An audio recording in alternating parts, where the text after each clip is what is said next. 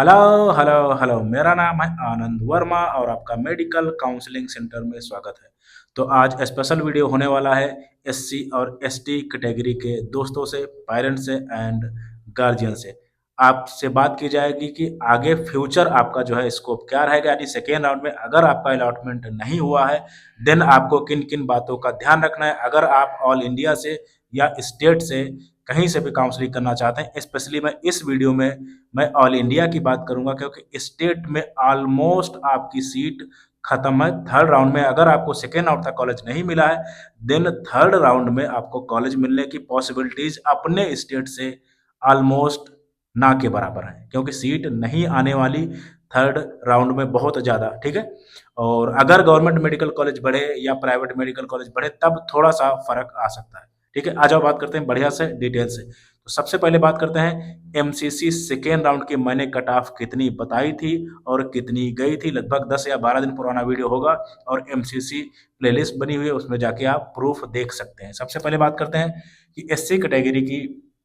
तो मैंने जो कट ऑफ बताई हुई थी आपकी एमसीसी सेकेंड राउंड की, वो बताई थी 1,30,000 से 1,50,000 तक, और एसटी की बताई थी 1,57,000 से 1,60,000 तक। लेकिन गई कितनी थी अगर मैं बात करूं तो 1,32,649, और अगर एसटी की बात करें तो 1,56,660। अगर इसको मैं देखूं तो आप चेक कर सकते हो, मैंने 1,30,000 से 1,50,000 बताया था और गई थी आपकी कट ऑफ 1,32,000। 100% ये एक्यूरेट मैंने आपको डाटा दिया हुआ था।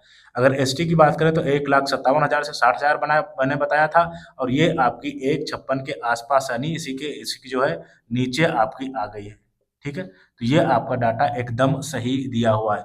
अभी अब आगे बात करते हैं कि अगर आपको कॉलेज नहीं मिला है देन बहुत पैनिक कंडीशन होने वाली, क्योंकि अब थर्ड राउंड में बहुत ही ज़्यादा एकदम खिचड़ी चीज़ें होने वाली हैं और रूल्स बहुत टफ होते हैं। इस वजह से मैं आपको बता रहा हूँ कि आपको क्या क्या ध्यान रखना है।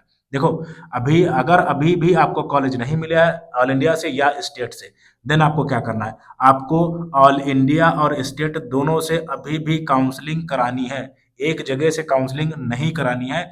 और स्टेट की सीट मैं अभी बता चुका हूँ, स्टेट की सीट ऑलमोस्ट आपकी खत्म हो चुकी है। स्टेट की सीट आपकी ऑलमोस्ट खत्म है। ठीक है, और अगर नए गवर्नमेंट मेडिकल कॉलेज या नए जो है प्राइवेट मेडिकल कॉलेज आए देन कट ऑफ पे फर्क पड़ेगा, और गवर्नमेंट प्राइवेट कॉलेज पे ज्यादा ध्यान दे रही है, गवर्नमेंट पे थोड़ा कम ध्यान दे रही है। इन बातों का भी आपको ध्यान रखना है। ठीक है, और ये सब होने के बावजूद भी आपको करना क्या है, अब आपको प्लान बी लेके चलना है। प्लान बी का मतलब मैं आपको बता रहा हूँ। प्लान बी का मतलब ये है कि अगर आप अफोर्ड कर पा रहे हो देन प्राइवेट कॉलेज भी आपको देखने हैं, और अगर आप अफोर्ड कर पा रहे हो देन सेमी गवर्नमेंट आपके स्टेट में होंगे वो देखने हैं, और वेटनरी देखने हैं, और आयुष के कोर्सेज जैसे बीएमएस, बीएचएमएस, बीएमएस, इनको देखने हैं। कहने का मतलब ये है कि अब आप होल्ड करो सीट को। जैसे आप वेटनरी, हालांकि काउंसलिंग अभी स्टार्ट नहीं हुई, लेकिन आयुष की जो है आपकी काउंसलिंग स्टार्ट है। ऑल इंडिया का सेकेंड राउंड कंप्लीट हो चुका है और स्टेट के भी चल रहे होंगे। तो आपको करना ये है कि आपको सीट होल्ड कर लेनी है, उसके बाद में एमबीबीएस की काउंसलिंग करानी है। यानी जैसे आप प्राइवेट भी चाहते हो या सेमी भी चाहते हो, अगर आपकी जिस हिसाब से रैंक है आपको बिल्कुल अब चीजें होल्ड करके रखनी है, क्योंकि थर्ड राउंड में अगर सीटें नहीं है, अगर कॉलेज नहीं आए देन बहुत ज्यादा प्रॉब्लम हो जाएगी। तो आपको प्लान बी पे जरूर काम करना है। अगर आप चाहते हो कि मैं 2027 या 2026 मैं नहीं देना चाहता क्योंकि सिस्टम समझ में नहीं आ रहा है, आगे कैसे क्या होगा, कितना ड्रामा, कितना घपला, कैसे क्या चल रहा है, अलॉटमेंट किसको जा रहे हैं ये नहीं पता चल रहा है, तो ये चीजें आपको बिल्कुल ध्यान रखनी है। आपको जल्दी से जल्दी कॉलेज ले लेना है। और भाई, कोई कोर्स खराब नहीं होता, मैं हजार बार बोल चुका हूँ। आप वेटनरी में अच्छी मेहनत करोगे, आप टॉप डॉक्टर वेटनरी के बन के दिखाओ और अच्छा पैसा, फेम, नाम सब कमाओगे। आप बीएमएस, बीएचएमएस कुछ भी करोगे, डॉक्टर सब में लगता है और बहुत बेहतरीन पैसा कमाओगे। फ्यूचर के मैं बोल रहा हूँ। और आपको थर्ड राउंड में क्या करना है, सेकेंड राउंड में आपको जरूर से जरूर या तो आप जो है वेटनरी होल्ड कर लो। हालांकि वेटनरी की काउंसलिंग अभी ऑल इंडिया के स्टार्ट नहीं हुई है।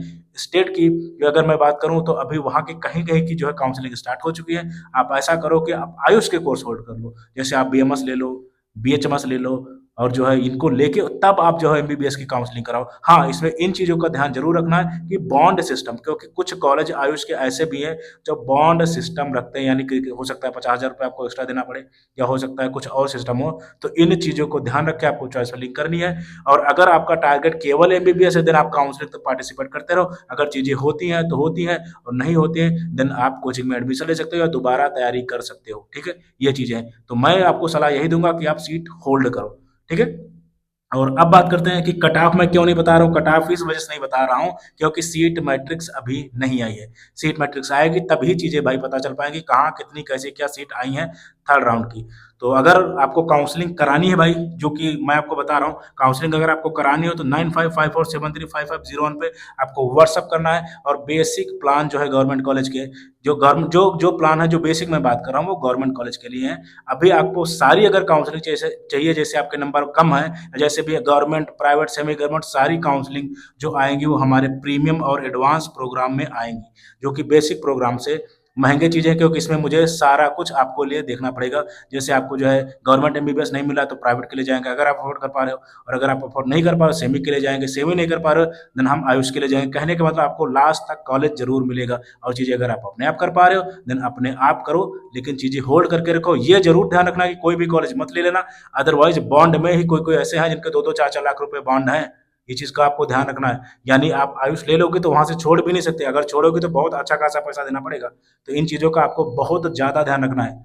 ठीक है, बॉन्ड सिस्टम बहुत ज़्यादा ध्यान रखना, नहीं तो आयुष लेके बैठ जाओगे। बहुत से स्टेट ऐसे हैं या कॉलेज ऐसे हैं जो अनुमति भी नहीं देते कि हमारे यहाँ आप आ गए बस यही ठीक है। यानी अगर एमबीबीएस की कट ऑफ नीचे गिरी भी तब भी आप जो है एलिजिबल नहीं रहेंगे। ठीक है, इन चीज़ों का ध्यान रखना है। Thank you very much, thank you.